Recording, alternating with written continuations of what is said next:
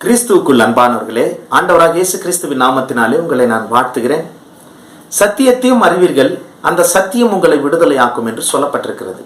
அது என்னங்க சத்தியம் நம்மளை விடுதலையாக்கும்னு சொல்றாங்களே, எப்படி விடுதலையாக்கும் அப்படின்னு சொல்லி அநேகருக்கு கேள்வி இருக்கிறது. அன்பானவர்களே, சத்தியம் நம்மை எப்படி விடுதலையாக்குகிறது என்றால், சத்திய வார்த்தையானது புறப்படும் போது அது வெறுமையாக திரும்பாது. தேவன் சொல்லியிருக்கிறார், என் வார்த்தையை நான் அனுப்புவேன், அந்த வார்த்தை வெறுமையாய் திரும்பாது, அந்த வார்த்தை எந்த நோக்கத்தோடு புறப்பட்டதோ அதை சாதிக்கும் என்று சொல்லியிருக்கிறார்.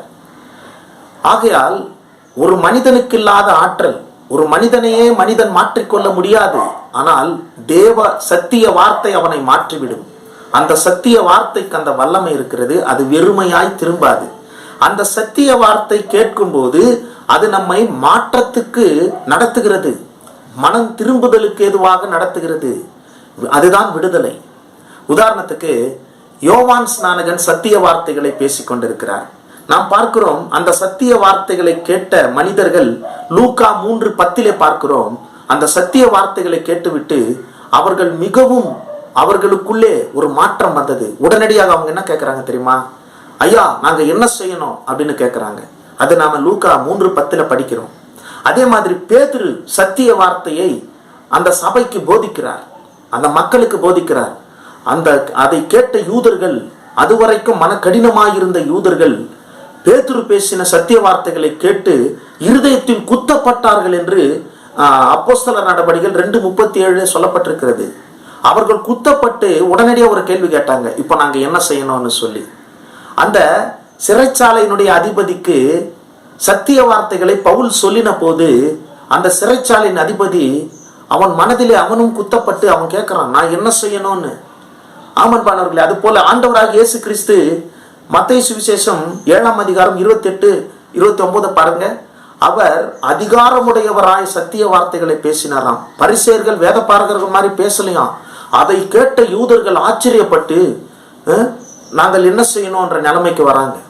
இதுல எல்லாம் நாம் என்ன புரிஞ்சுக்கிறோம் அன்பானவர்களே? சத்திய வார்த்தை வெறுமையாய் திரும்பாது. அது எது நிமித்தம் அது புறப்பட்டதோ அந்த காரியத்தை சாதிக்கும். அந்த மனிதர்களுக்குள்ளே வருகிற மாற்றங்கள் தான் அதற்கு காரணம். அவங்க கேட்கிறாங்க, நாங்க என்ன செய்யணும்னு சொல்லி. அவ்வளவு அளவுக்கு சத்திய வார்த்தை கிரியை செய்யும். மனித வார்த்தை கிரியை செய்யாது, சத்திய வார்த்தை கிரியை செய்யும். உதாரணத்துக்கு சூரிய வெப்பம் மனிதர்களை தாக்கும் போதுதான் அவர்கள் நிழல் அண்டைக்கு தேடி அந்த நிழலில் சென்று அடைகிறார்கள். சூரிய வெப்பம் மனிதனை தாக்கும் போதுதான் அவன் தண்ணீர் அண்டைக்கு செல்கிறான். அதுபோல சத்தியம் என்னும் ஆசீர்வாத வெப்பம் நம்மை தாக்கும் போதுதான் நாம் மனம் திரும்புதலுக்குட்பட்டு நிழல், தண்ணீர் போன்ற ஜீவ தண்ணீர் என்கிற இயேசு கிறிஸ்துவின் அண்டையில் வருகிறோம்.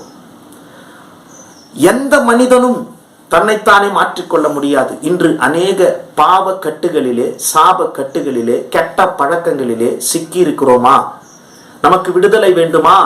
அந்த சத்திய வார்த்தையை நாம் அங்கீகரித்து இயேசுவினிடத்தில் நாம் செல்லும் போது நமக்கு விடுதலை உண்டு. அதுதான் சத்தியத்தையும் அறிவீர்கள், சத்தியம் நம்மை விடுதலையாக்கும். அப்படி என்றால் சத்தியத்தை கேட்டவுடனே அந்த சத்தியம் நம் வாழ்க்கையில் ஒரு மாற்றத்தையும் மனம் திரும்புதலையும் கொண்டு வருகிறதே, அதுதான் விடுதலை. அந்த மாற்றத்தையும் மனம் திரும்புதலையும் நாம் விரும்புவோம். தேவ விடுதலையை சத்தியத்தின் மூலமாய் பெற்றுக்கொள்வோம். கர்த்தர் தாமே நம்மை ஆசீர்வதிப்பாராக. ஆமென்.